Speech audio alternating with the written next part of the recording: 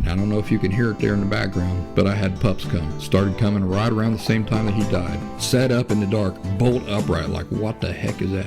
Timber rattlesnake hit him right on the cheek. I thought he was going to die that night. I loved him, but there was still bonding going on at that time, you know. The end of that first week that he come home, I took him out on his first backpacking trip. I started training him. I got a collapsible shovel that I started carrying because I run into that one time. What should it tell you? Winter is my favorite time of year to go backpacking. And I'm somebody who hates being cold. You guys have seen the videos, right? It was like 10 degrees Fahrenheit. I backpacked down the bottom of Grand Canyon. I was dressed in layers of wool. It's so eerily out of place, but it sounds like this huge room full of people having a cocktail party. And I was just kind of enjoying the fire, looking up at the stars. Man, he jumped to attention, and I heard nothing. Lots of people loved him beyond just me. A lot of people got to know him over the years. Hybrid vigor is something really interesting that occurs as 8 weeks old. Come up out of Mississippi, a Ladner blackmouth cur, and we come up against the creek, and we were not on a trail.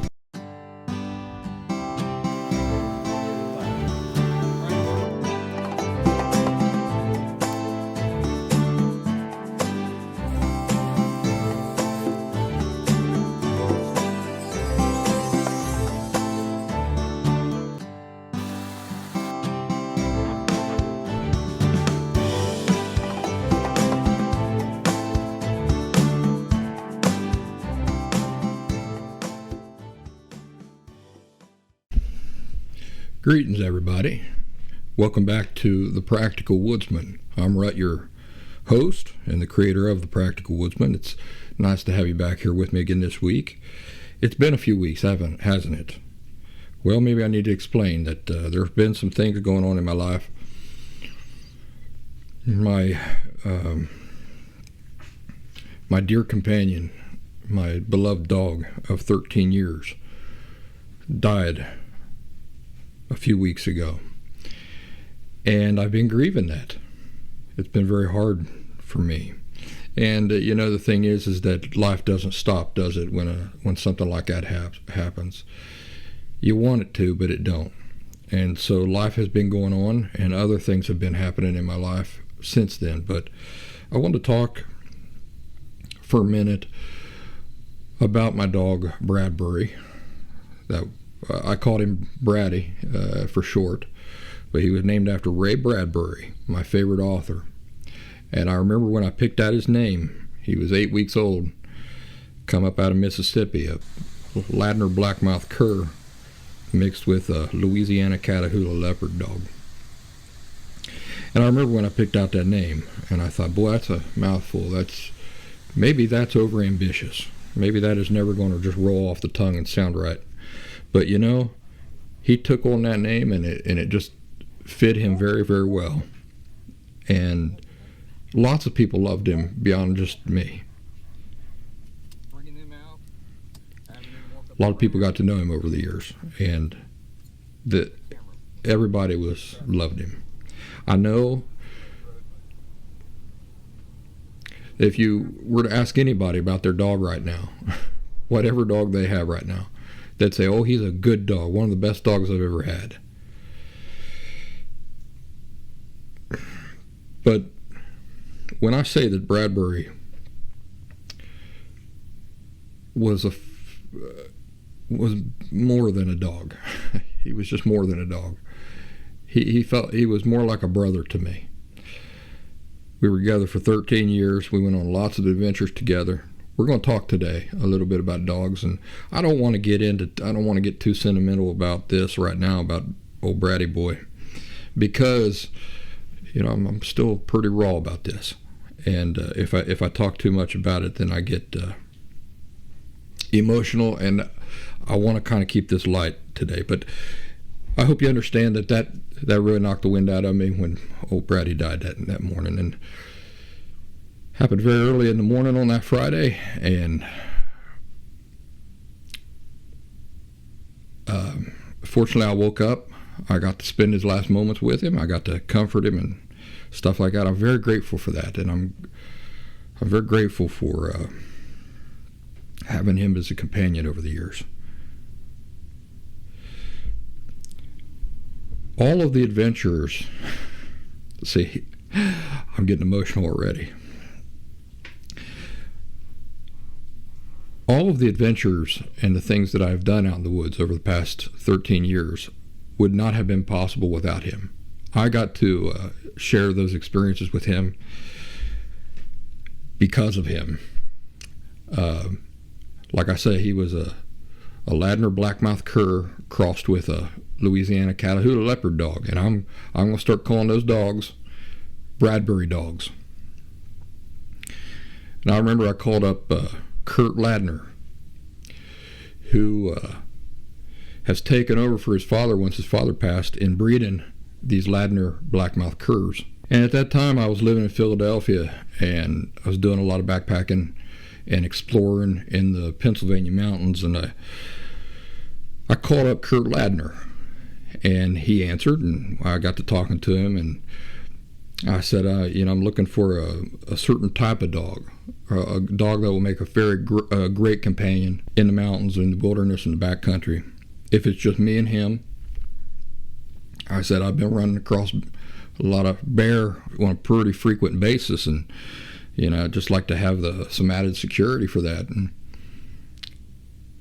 I said, what do you think? Well, these Ladner blackmouth curs, they do all right against bear. He said, listen, let me get this straight. He says, you're talking about just coming around a corner or something and there being a bear there.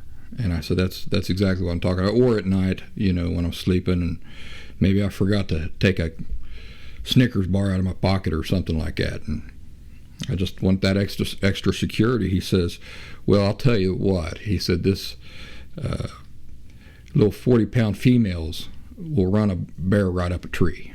And I said, well, fantastic. Send me a 60-pound male. Well, as I got to thinking about it, I was studying something. I was researching breeding and that sort of thing. I've never been a breeder per se. I mean, growing up, like I said, we've always had dogs. I've never been without a dog. But we had a lot of strays, would come in, or mama dogs would come in, have pups underneath our house and everything. We'd end up keeping one of them, stuff like that. Never bred dogs. Never bought full-bred dogs. But anyway, so I was reading a little bit about breeding. I come across something called hybrid vigor. Hybrid vigor is something really interesting that occurs when you cross like a tiger and a lion. You know what you get, right? Or a lion and a tiger, you get what do they call it? A liger, right? So it's a hybrid cross between the lion and the tiger. That's where their offspring stops, because the offspring of a lion and a tiger cannot produce more offspring. Well, I can't remember what the term is for that. But anyway, it stops right there. But there's something interesting that happens with this hybrid vigor. When you cross the lion and the tiger, what you get is exceptional qualities from both. So you get kind of like this super creature, super healthy, not prone to the genetic issues of either one. You kind of get like a superior animal. So I was reading about this hybrid vigor, and I thought, well, that might work with dogs too. Yeah, maybe that's why mutts are some of the best dogs around. By the way, if you folks up in Canada and stuff like that, Alaska, you know that whenever you see these Siberian Huskies, these full-bred Siberian Huskies pulling these sleds in the movies, that ain't usually the case. A lot of those riding those sleds prefer to have a mixed dog rather than a full-bred dog. In fact, I've talked to people who say, no, the full-bred dog's superior in every way. Got more heart, got more strength, got fewer problems. And so that might be attributed to this thing called hybrid vigor. And then you talk to certain breeders, they say, no, there's nothing to that. Well, I said it's worth taking a chance.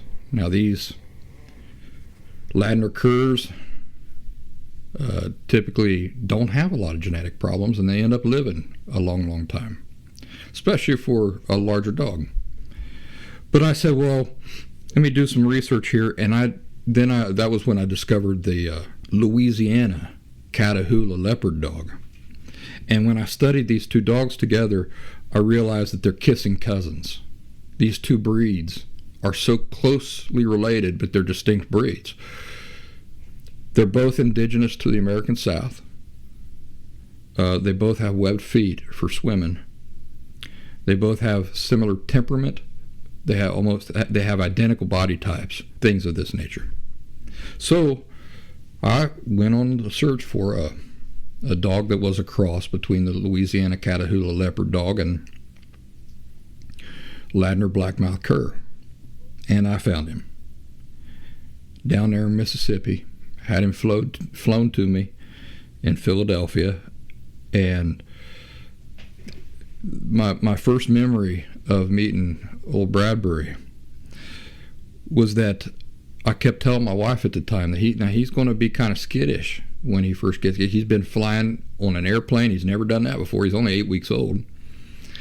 Been jostled around, been handled by a bunch of strange people. He's going to be meeting us. We're going to be a bunch of strange people. So he's going to probably be pretty shy. We're going to have to kind of coax him out and stuff like that and work with him.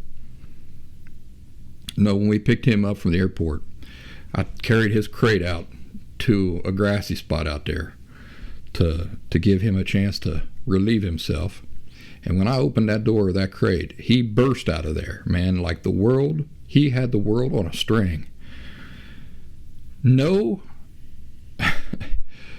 hesitancy to him, just complete confidence in himself. And I fell in love with him right there. Went on to train him, and he become my companion for the woods. Now here's another thing I wanted to tell you about Kurt Ladner. His father, which I think it was L.H. Ladner, I think was his father who was responsible for breeding the dogs for many, many years and kind of bringing them to prominence. I read a quote by his father, which I believe is L.H. Ladner. And Kurt's father at some point is quoted as saying, "I never feared for a thing out in the woods as long as I had one of my dogs with me." And I will tell you what, that proved to be true with my dear, dear friend, Bradbury. It's because of him that we had all these adventures.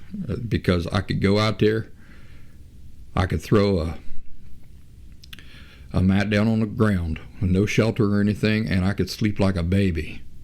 And I knew that I had nothing to worry about as long as my buddy was there. He kept things away. He could see, and he alerted me to things that I could not tell were there. I remember one night we were in the mountains somewhere, just him and I. It was winter time, and we come up against a creek, found a creek, and we were not on a trail. We were just making our own path through the woods, and I had set a course, and I knew that we would come across in a few days. We would come across a trail as long as we maintained that course, and we were about halfway up through there. Middle of the night one night, no shelter. I had gotten a fire going. I had set down a tarp and set down my sleeping bag. We were just sleeping there, and he hopped up in the middle. I was just sitting there. I don't remember what I was doing that night. I was awake, but it was pretty late, and I was just kind of enjoying the fire, looking up at the stars, had my toboggan on my head, and cuddled up in the sleeping bag. And man, he jumped to attention, and I heard nothing. Saw nothing. And that, I can't tell you what a fantastic early warning system a dog is, especially in the wintertime.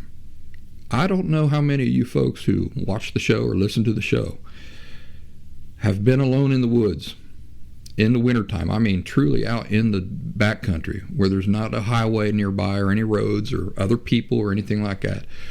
In the wintertime, in the middle of the night, it gets deathly quiet. Deathly quiet. If something steps on a twig 100 yards away, you hear it. That's how well you can hear in the wintertime in the woods.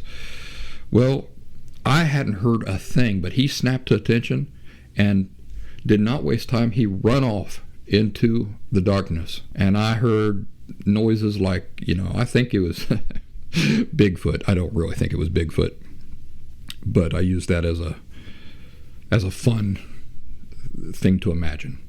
But there was some thrashing and there was some movement and everything like that, and I thought, I'm trying to look. I got the brightest beam I could get out of my backpack, and I shone that down into the woods, trying to see what was going on, but they were beyond that. He had heard this, whatever it was, way beyond even the throw of my powerful flashlight.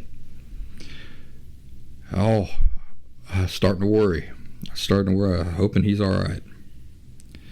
Some time passed, and he come trotting back to the fire, back to our camp, just fine and dandy. Whatever it was, he had scared it off. It could have been a bear, could have been old Sasquatch, could have been Yeti, who knows what. But he scared her off, and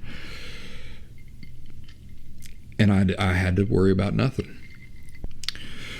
One night, he and I come back here to Appalachia. Now, remember, this is back when I was still living in the city, and we come back here to Appalachia, and I didn't want to stay with my folks. I didn't want to stay out there where I growed up.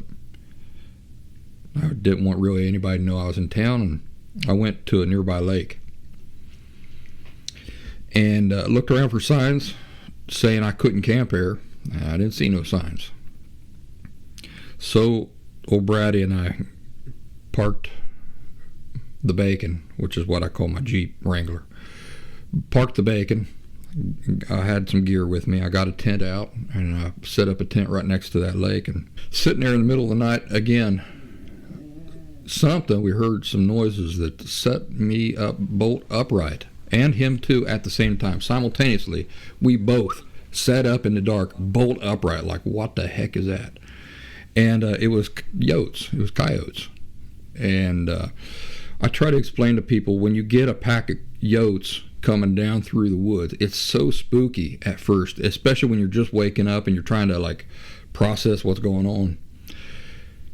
The best way I can describe it is that it sounds like it's so eerily out of place, but it sounds like this huge room, like a huge room or a hall full of people having a cocktail party. So imagine like this whole big hall or room of people having a cocktail party, and they're all chatting and talking and laughing, and there's all these voices and stuff, and you can hear like glasses clinking and stuff like that, and people moving about, and that's what it sounds like. But it's so out of place in the deep dark woods that it's very, very eerie. I remember just putting the hairs up on the back of my neck. But again, I didn't worry. As long as I had Braddy there, I knew that if they got too close, that he would let them know. But of course, another thing that'll keep yotes away pretty effectively is a nice strong fire. Let's see, any more Bradbury stories here? Like I say, at some point I do want to do like a nice tribute to him, but I'm just kind of thinking up some stories off the top of my head. One last one I'll tell you before I get on to other things. When he was 2, these dogs are hardy. They are hardy.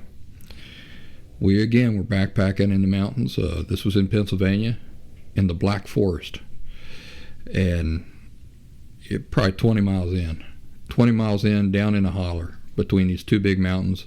Only way out, climb this massive mountain on either side and hike, many, many miles and hours to get out.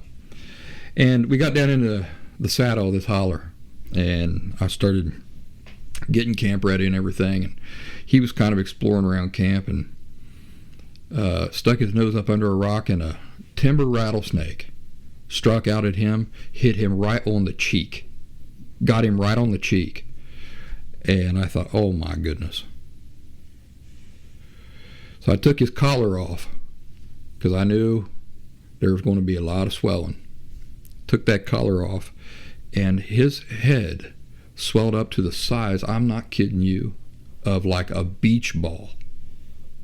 It was weird looking, but his whole head swelled up enormously. It was good that I took that collar off, because I just wanted to keep his air, his breathing clear.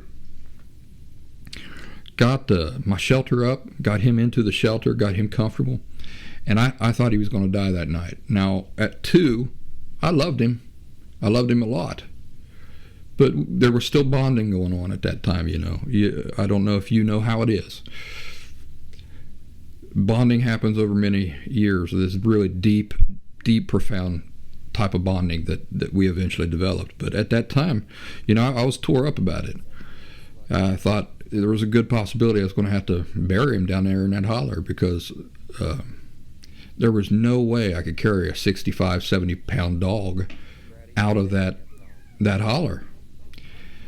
So, you know, I'm spending the whole night thinking, like, what am I going to do if he dies during the night? And it seemed very probable. He survived it. The next morning, he was back to his jolly self.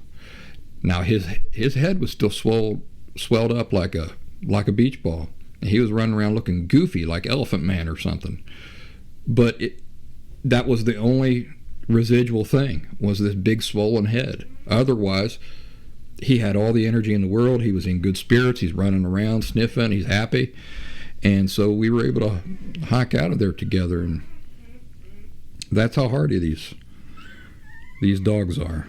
And so we had lots of great adventures. I'm looking forward to telling you about more of those adventures. Now, he died on a Friday. Not this past Friday, but the Friday before. 1 week passed. And I don't know if you can hear it there in the background, but I had pups come. Pups come on the same day. Started coming right around the same time that he died. So isn't that ironic? These new pups, guess what they are? They're a cross between a Ladner blackmouth cur and a Louisiana Catahoula leopard. The Bradbury dogs. And I did this in preparation for the possibility that, well, for the inescapable reality that Braddy wasn't always going to be with me. Because I lived in Philadelphia when I got him, there's a profound social pressure to get your dogs neutered. You're judged as a responsible or an irresponsible pet owner based on whether you get your dogs fixed. And just a couple years after I had got him fixed, I regretted it. I regretted it deeply, because he was the best dog I'd ever had in my life. I would have loved to have been able to continue his bloodline. And I hated that I had caved to that social pressure to have him neutered. Now, I'm not going to get into a big argument about this right now. We can talk about it another time. But this cult-like business of neutering dogs as soon as they're of age in the cities is so ridiculous, because they claim that it's to prevent unwanted pregnancies. But I've lived in the cities, and I don't see any dogs walking off leash, do you? If you're the owner of a dog, when are you going to be walking that dog off leash in Philadelphia? The answer is you're not. You're not, ever. I took Braddy to a park one time. There was no other person in that park. I had an electronic collar on him, so I could give him a little zap with a controller. So it was like an invisible leash, and I was passing ball with him, just playing with him in the park, and the cops showed up and told me I had to put a leash on him. So I didn't even get to play with him for 5 minutes before the cops showed up. Somebody complained, cops showed up. They wanted a physical leash on him, even though there was nobody around. He is fixed, and we were playing ball. And I had perfect control over him with that zapper. It wasn't good enough. So I know the nature of pet ownership in the cities. The unwanted puppies and pregnancies are not coming from pets that are owned. So the idea that you as a pet owner are obligated to get your pet neutered to prevent stray puppies is absurd on its face. It's the most illogical line of reasoning I think I can imagine. And then there are other arguments. It prolongs their life. helps with behavior and stuff like that. You know what helps with behavior? First of all, the inherent personality type your dog's born with, one. Number two, your abilities as the dog owner, as a teacher. Your abilities as a dog teacher, as a pack leader, as a master. Those two things are what make a difference, not whether the dog is neutered. There is no science whatsoever to support the idea, for example, that if you neuter your dog, it will protect him from certain types of cancer. That's a myth. So there's all these myths and lies surrounding the whole thing that driving people to get their dogs neutered and fixed. But I regret it, because now my buddy's gone, and I have nothing of him. None of his children or anything to carry along his name or his bloodline. So with that regret, I started hatching a plan. And my plan was that as he got older, I would get myself a full-blooded Louisiana Catahoula leopard dog, and then I would get myself a full-blooded Ladner blackmouth cur, and I would breed him myself. And then I would choose Braddy's successor from that litter. They're right here right now. You might be able to hear them nursing and crying there in the background. So that's the irony of it. This plan has been in the works for years, and it just kind of the timing of it are just kind of very I don't know if it's poetic or if it's ironic or what it is. My preference was that the puppies were going to be born, and then they were going to get to spend time around Braddy and learn from him, and that he would be an influence on them, and in that way it would be like his successor was one of his pups, because it would be one of his students, that had learned directly from him. And I've missed it by a week. A little bit more than a week. Yeah, but I'm happy that they're here. I'm excited about that, and at the same time I'm still grieving my buddy. So that's where we're at. You should be seeing some video here of the new pups, and you should have been seeing some video of old Braddy as I talk. I realize some of you are just listening here on the internet, or listening to the audio version only of this, but if you're a dog lover, maybe this would be one that you'd like to check out the video too. And you can subscribe to the Practical Woodsman on both Rumble and YouTube. I hope you will. Getting close to the 1,000 subscriber mark on the Practical Woodsman. Of course, I'm excited about that, as excited as I can be right now.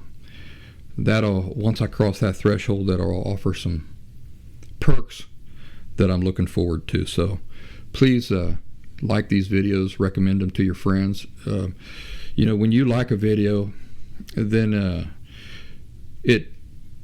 it spreads, it recommends that, the algorithm recommends that video then to more people who are interested in similar topics that you're interested in.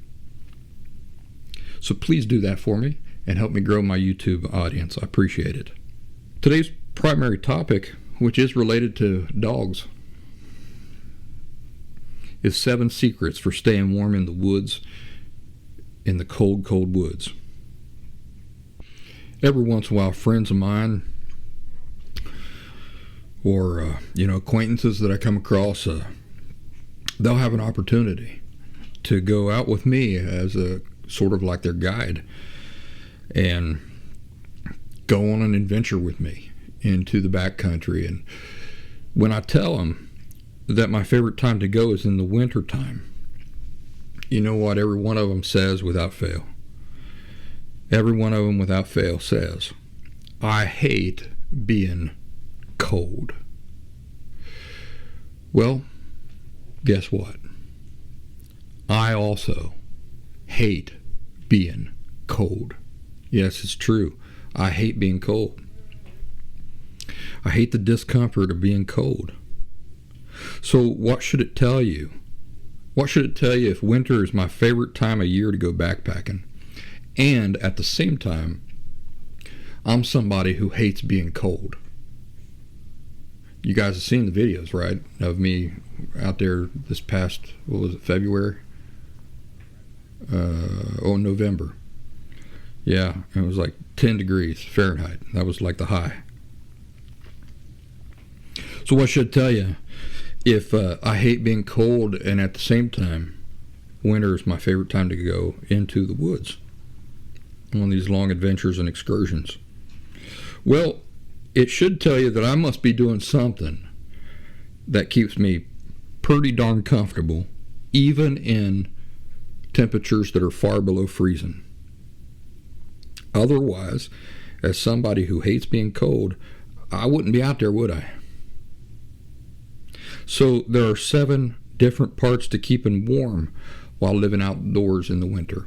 And as we talk along, I might come up with number 8 and number 9. We just have to see. The first part to keeping warm in the cold, cold woods, of course, is being properly dressed. Now, this is not just what type of clothes you're wearing. It's much more profound than that. I mean, there's much more to it than that. It involves wearing the right types of fabrics and wearing them in the appropriate way. You've probably heard guys like me, girls like me, who into the woods and stuff like that, talking about wool. Wool is a magic fabric with benefits that outweigh any other, in my opinion.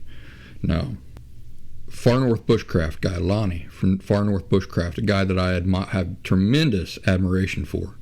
Really love his channel, really love him, and his knowledge. I've learned a lot from him.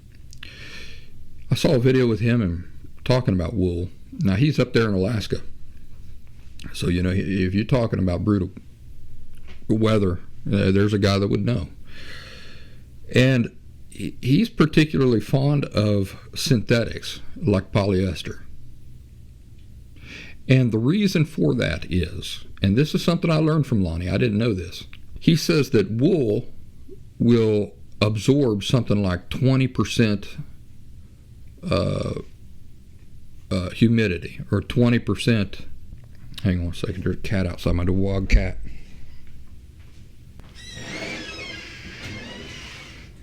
Get out of here.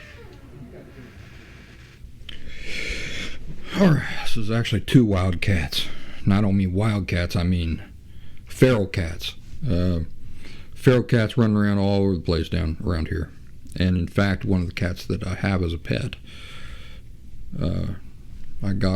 he's my alley cat. I just went to the pizza shop one night. I saw him outside. It was a rainy, cold winter night. I was going in to pick up a pizza, and I thought, that's a nice looking cat there, orange cat. He was standing there kind of huddled underneath the door trying to stay out of the rain. I said, I'm going to bend over. I said this to myself, I'm going to bend over and pet this cat. And shortly as I do, he's going to spook and he's going to run off. Would you believe that I bent over to pet him and he pushed right up into it? He was just waiting for it. He loved it. Oh man, I was sold. So from that day on, I throwed him into the Jeep and took him home, and he's been one of my favorite cats I've ever owned to this day. But around this area, there's just feral cats everywhere. The whole town is overrun with homeless feral cats. Anyway, so back to Lonnie. Lonnie says that wool will absorb like 20% water, whereas synthetics will only absorb up to something like 2%. So it's true that wool keeps you warm, goes a long way keeping you warm, even when it's soaking wet. But what I did not know is that it will absorb up to like 20% moisture. So that's kind of he prefers the synthetics like polyester because they'll dry much, much quicker. They only absorb like 2% moisture, whereas your wool sweater will absorb up to even 20%. So I understand that argument. However, I think that the other benefits of wool make it far superior to things like polyester. So wool is my preference every day, every night, all week long. It's the benefits just outweigh anything negative. Of course, everybody always talks about how it's naturally antimicrobial, antibacterial, antimicrobial. It's naturally wicking, Jenny. And then there's you hear the thing where everybody says, well, it's flame proof, or it's fireproof. Well, that ain't true. It's the correct wording for that is that it's naturally it's not anti-flammable, meaning that it's not that it won't burn. It's just that it does not burn easy. So what would be the correct terminology for that? Flame retardant. It's flame retardant would be the correct wording for that. So, if I'm sleeping right next to a fire, I got a wool blanket and a coal pops out and lands on my blanket, it ain't the end of the world. It can sit there for a while and I'll realize it's there and I can brush it off and no harm done. But I'll tell you the reason why I know that it's not anti-flammable, or that it's immune to burning. My brother, my buddy Jeff, and I were on this backpacking trip in the mountains. This is 10 years ago. And we got next to a fire that night. Our socks were wet. Now I was wearing 90% wool socks. I don't recommend it. Oh man, that was not comfortable on my feet. It was itching my feet the whole daggone trip. But I wanted to get as close to 100% wool socks as I could, and so I got these socks, and they were like rag wool. Very uncomfortable on my sensitive feet. But my boots were damp from my feet sweating the whole day. So that night next to the fire, I set a branch near the big campfire. We had a nice big, almost a bonfire going. I set up a branch there and I hung my socks there to dry, these 90% wool socks. And they were so close to the fire, they actually burnt through. They crisped. The bottoms of them crisped. And when I went to put them on, the bottoms just come right out of them, where the fire had just weakened and burnt the wool. So wool will burn. Now, I will say that at no time did I see them flame up or anything like that. But they burnt. They burnt through. And that was high wool content, very high wool content. So, you don't want to get too close to the fire with your wool. You don't want to tempt fate or anything like that. It will burn. Now, whether it flames up or that, I have not seen from personal experience, but it's kind of beside the point if it burns anyway, right? It slow burns. By contrast, these man-made fabrics like, the synthetics, polyester, nylon, you know what they do? They melt. So, like I said, I love Lonnie. I really love his channel. The guy knows more than I know. I would bet I'd bet you a nickel on it. Definitely knows more than I know. But I can't imagine like him scooching up next to the fire with like his polyester throw blanket and polyester garments and a coal popping out of the fire and landed on him. He's going to get burnt. I mean, because it melts. It melts like hot wax. It would be like having, I'll tell you what it would be like. It'd be like having hot tar thrown on you. So that's just not appealing to me. I think I can handle the fact that my wool absorbs 20% moisture for the trade-off that if a coal pops out of the fire on me, it's not going to melt. And, 20% moisture is not really that much. It will still keep you warm. It'll still dry out real quick. So the benefits outweigh the cons. I've mentioned wool is naturally fire resistant. It's quick drying, keeps you warm when it's wet. You know, you've heard a lot of these things because they get repeated over and over and over and over again by folks doing this sort of thing. I heard somebody else talking about the wool, about how it works, and I've been paying attention to this ever since I heard him talking about it. And I'm sorry I can't give credit to where credit's due. I don't remember who I heard it from. But the person was talking about kind of the differences between like goose down and wool. The way it heats you. If you look at wool under a microscope, what you see are these hollow fibers. And I have extensive use with wool. I have extensive use with goose down. And the way this person described it, I think, was just kind of perfection. He says, when you get like underneath goose down, you kind of feel the heat everywhere. You know, like it traps in just heat kind of evenly distributed. When you get under a wool blanket, you'll feel a part of the wool blanket heating up, and then that heat kind of distributes through the weave of the blanket until it covers from top to bottom. It's like the heat is in the blanket. Whereas with like goose down, you don't feel the heat in the bag, in the goose down bag. You feel the heat trapped under the bag. But in a wool blanket, it's really kind of magical. If you can get under there and let your body heat start to warm that blanket up, it distributes it through all the fibers of the blanket. So the heat feels like it's actually in the blanket, almost like an electric blanket. It's really fantastic. So maybe pay attention to that the next time you get up underneath a wool blanket. Just kind of be consciously aware of what the heat is doing. And I think you will agree with me on that. Now here's the proper way to wear wool. Not by getting the thickest wool thing you can find. So you might be saying, wow, wool sounds like magic. It's wonderful. What I'm going to do is I'm going to go out and I'm going to get the thickest wool jacket I can find. And then I'll just wear that over a shirt and I'm good to go. Well, we all start off thinking that until somebody corrects us. So don't feel like I'm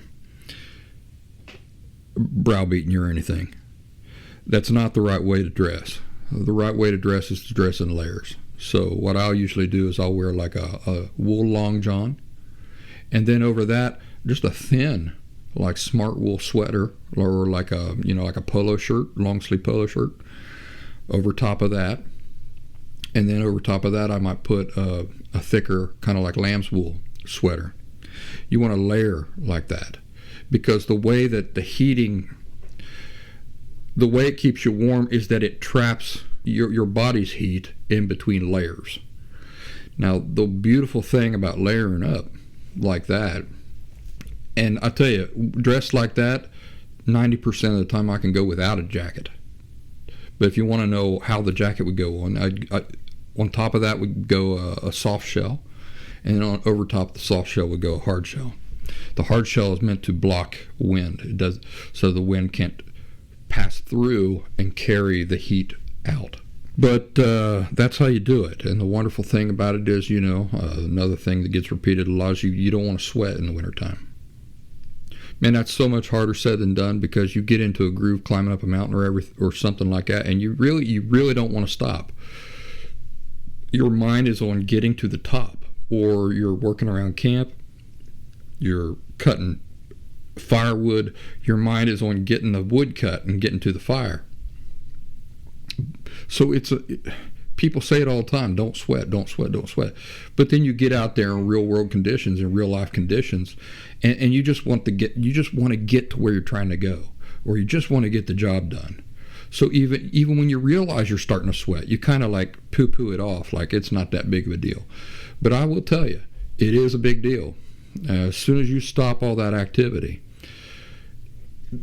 in the wintertime, the cold air can plummet your body temperature just like that. I mean, especially you got some wind going. So It really is always in your best interest to just slow down, say, you know what, if I have to add another day to this trip, that's what I'm going to have to do, but I'm not going to sweat. But the other thing is that as long as you're dressed in layers, you just peel a layer off. And yes, that sounds easy what I'm telling you. When you get out there, the same thing happens that I just described. It's a bother. You go, I don't want to do that.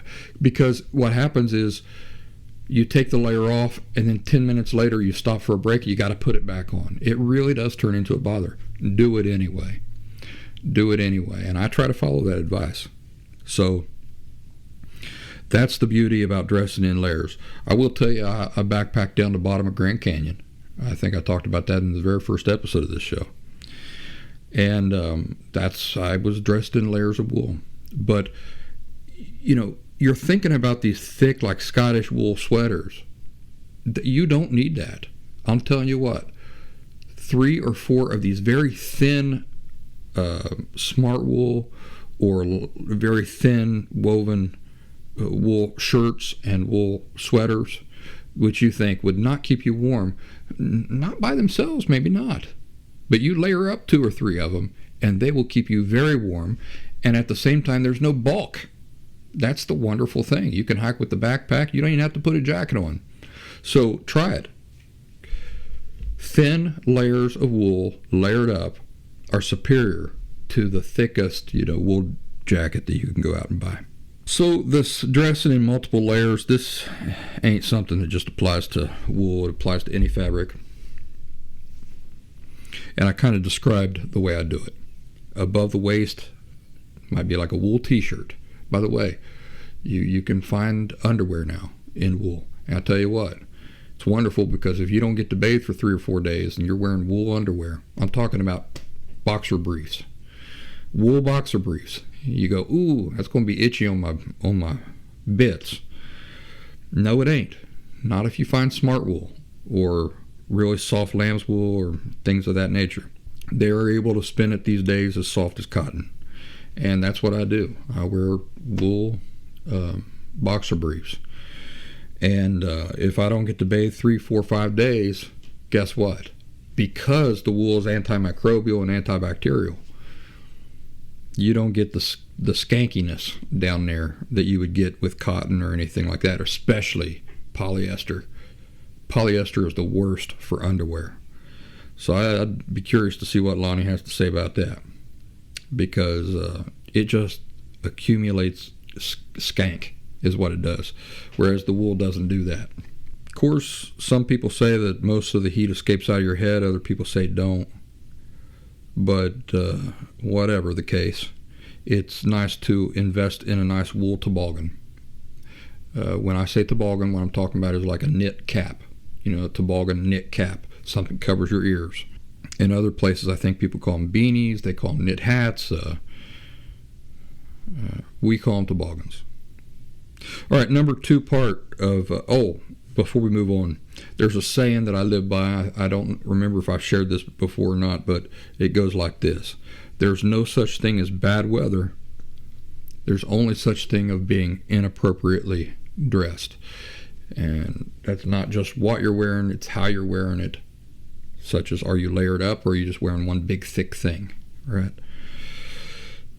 Number 2, the second part of staying warm in the cold woods is exertion. This includes anything from hiking while carrying gear to collecting and preparing firewood, like I just described. You get around camp and you're just working. That'll keep you warm. You don't want to keep yourself so warm that you sweat, though. If you start to sweat, peel some layers off. That's the only reason you should keep working if you begin sweating, is if you're peeling layers off. Otherwise, stop working for a while until you cool down. Climbing a big old mountain, start to sweat.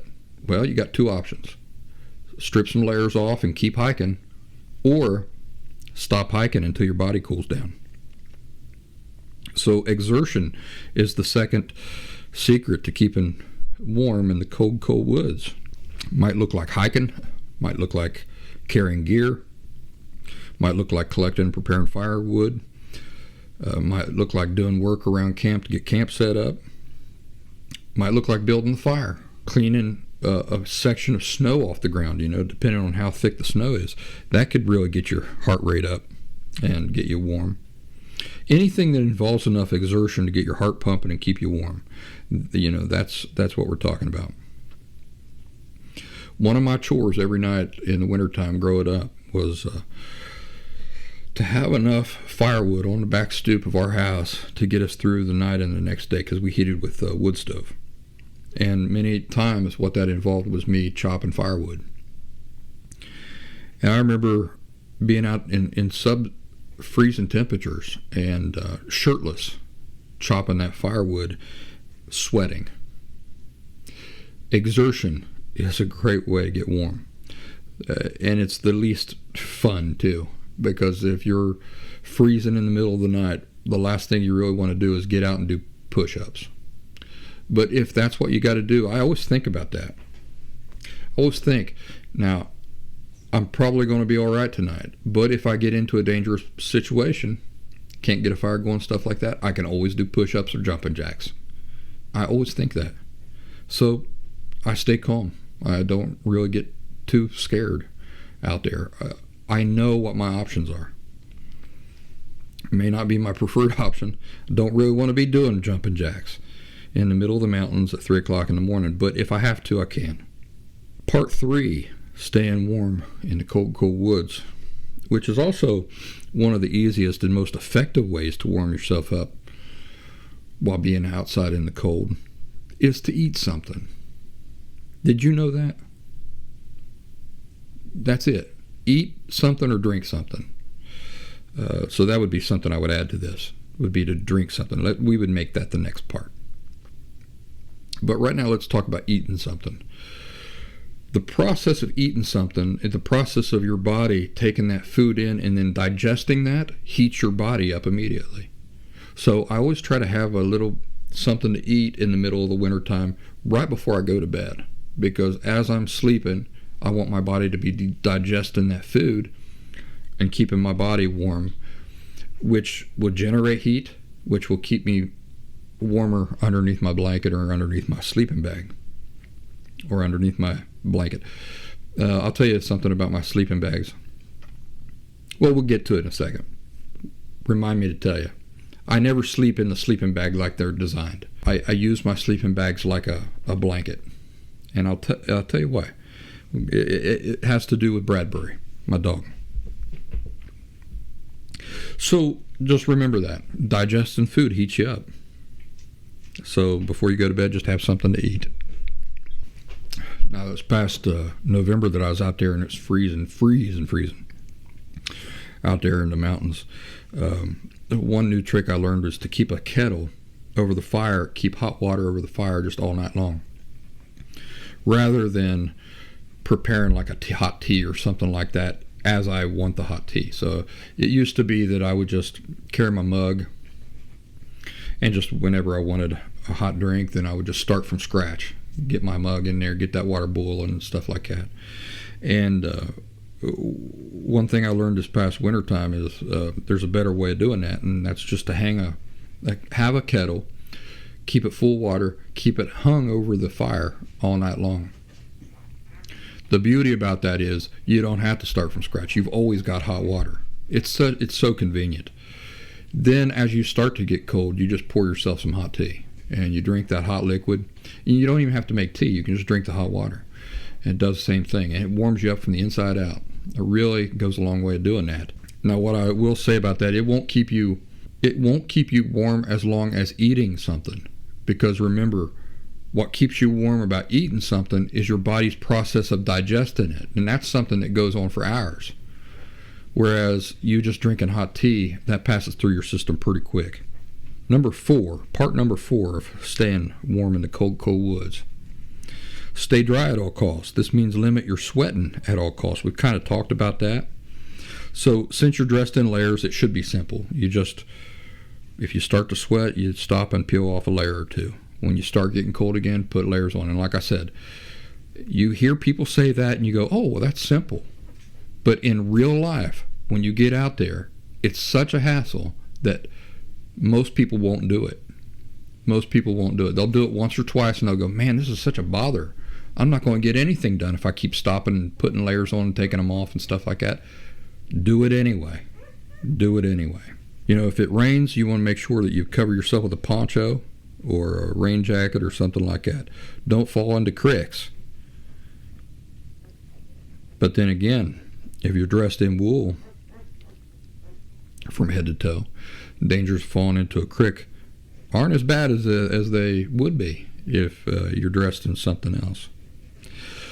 Part 5, coverage/bedding. You have to stay dry. You have to insulate yourself from the ground, and you need something to cover up with at night. Nature puts scientists to shame by giving us goose down. It's the lightest, most compact insulator with the greatest heat retention powers. Under an 800 fill, 0 degree or below 0 degree goose down sleeping bag, you will sleep like a baby, and you will never know it's cold outside at all. You won't even feel a chill. A lot of people moan about the trouble you'll be in if your sleeping bag gets wet and the down loses its loft. And you know, that's a legitimate concern, so don't get wet. Remember, that's one of the things you don't want to do. So make sure you're not going to get wet, and you'll be fine. Nobody who's interested in staying dry himself or herself is going into the woods when it's 0 degrees outside with no plan to get out of the rain or snow. I mean, nobody with a brain. And so if the person sleeping inside the goose down bag has no intention of getting wet, I guarantee that in my sleeping bag, the thing I'm sleeping in is also not at risk of getting wet. So just pack a shelter. Make sure you pack an effective shelter, and you'll be fine. And of course a sleeping pad, and of course a tarp to put down so that there's snow on the ground. By the way, if there's snow on the ground, you want to remove that snow. Get a stick, get something, pack a shovel if you think you're going into snowy conditions. Anything to get that snow out of there. You don't want to lay on top of the snow, even if you've got like a 4-season sleeping pad, stuff like that. What will happen is that the heat from your body will begin to melt that snow, but it will refreeze into solid ice. And once that happens, it's a constant battle once that happens of your body heat combating that cold. And it's just it's worth going through the trouble to just get that snow out of there. Try to get down to the bare ground and lay on bare ground. I got a collapsible shovel that I started carrying because I run into that one time. And I was lazy, and I thought, well, I'm just going to lay everything down on top of the snow and just do it that way. It wasn't. It just complicated things. It complicated things when that snow started to melt and refroze into ice, solid rock ice. And I just thought, gosh, if I hadn't have been lazy, the work would have been so much easier while the snow was fluffy and easy to move, to move as much of that away as I could and get closer to the ground. Part 6, be able to start and maintain a fire. This means carrying multiple fail-proof methods of starting fire. In the past, I've told you I never carry just one way of starting fire. I carry many different ways of starting fire. I carry lots of tinder. I carry lots of ways of creating spark, lots of ways of creating a fire, and I carry fat wood. So even if it's been raining heavy, or even if everything's been soaked in snow, I can reliably get fires going. You want to be able to do that too. You also want to have a means for collecting and processing wood. I carry a portable foldable saw, and sometimes I'll even carry an axe or a hatchet if I have to, when conditions are extreme. And finally, part number 7. Part number 7, one of the most important ways of staying warm in the cold, cold woods. Get a portable heat generating device to accompany you on your trip that can also help carry supplies and provide company. And by this, what I mean is, get a dog. get a dog. I told you about get a dog or a girlfriend, but I'll tell you what, not to be not to come across as sexist or anything, but this is going to get me in trouble. A dog often will be a greater work companion in the backcountry than a woman will be. Now, ladies, I know that there are exceptions to that, and forgive me for saying that. In my experience, most of the women that I've gone out on these things with rely on me a lot to get things done for them. And my dog is more of a participant in the thing, knows what he's doing, carries his own weight, does his own jobs, knows what he's going to do, carries lots of stuff that I need him to carry, extra water, things like that. So I know that that's not true for all girls, and I know it's not fair for me to say that for those of you who know as much about the woods as I do, and maybe even more, because I know you exist. I'm speaking in generalities, so I hope you'll forgive me. A girlfriend underneath your sleeping bag with you will generate heat. You both will generate heat. You both will keep each other warm. But a dog will do that too. And you just probably don't want to be kissing your dog and making out with your dog. But Braddy and we had a system. And one thing I wanted to tell you about him was that I started training him. I got him from the airport when he was 8 weeks old. The end of that first week that he come home, I took him out on his first backpacking trip. I started training him that night, or that weekend.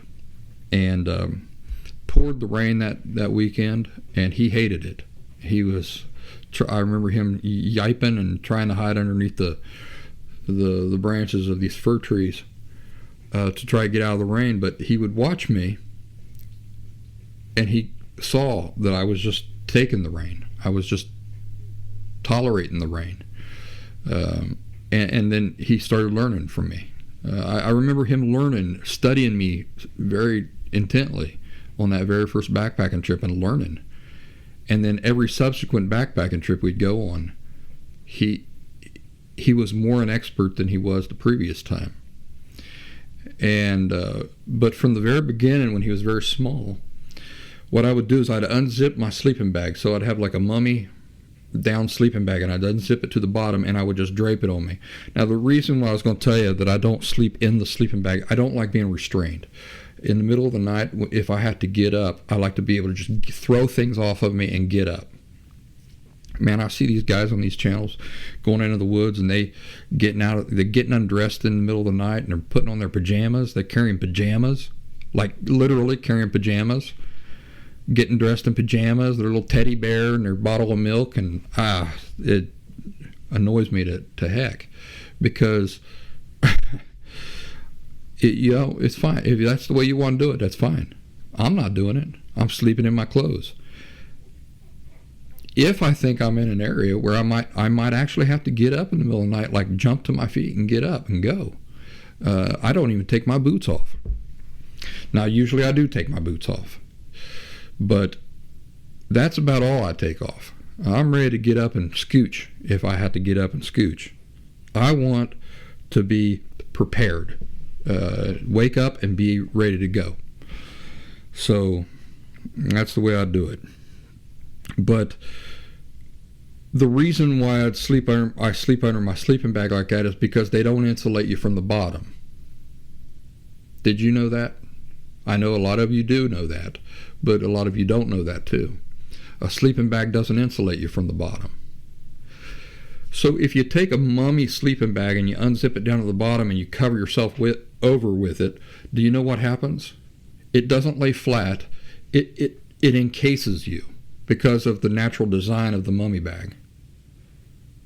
It kind of folds over you, kind of like a burrito or something. I don't know how else to explain it. But its natural design kind of folds around you. And you don't feel the cold.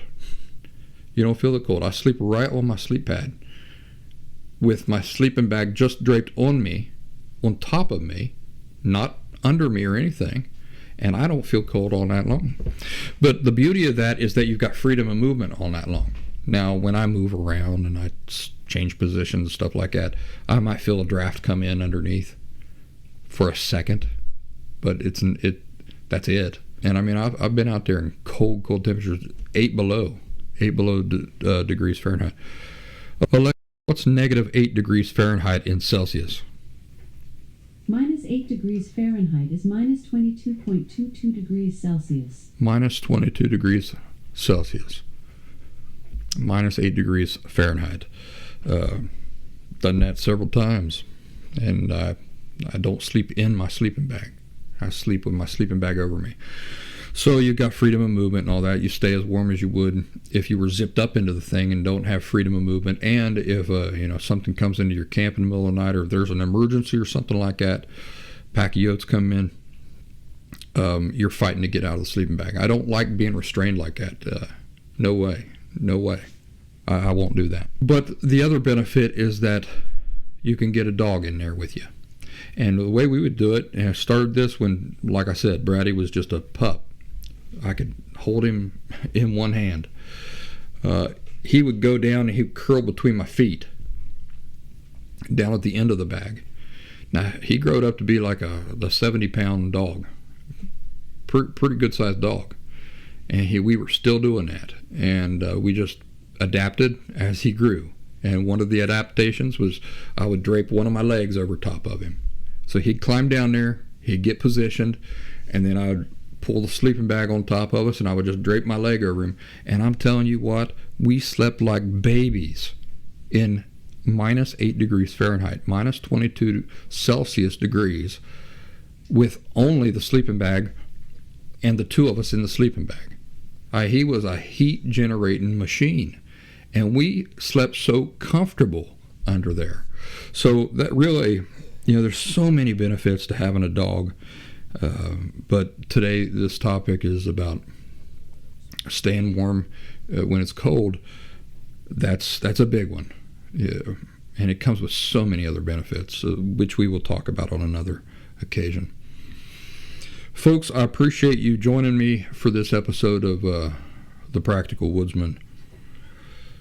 I appreciate your patience with me while I grieved my loss there for a while. And I'm still grieving it, but it's getting a little bit easier. And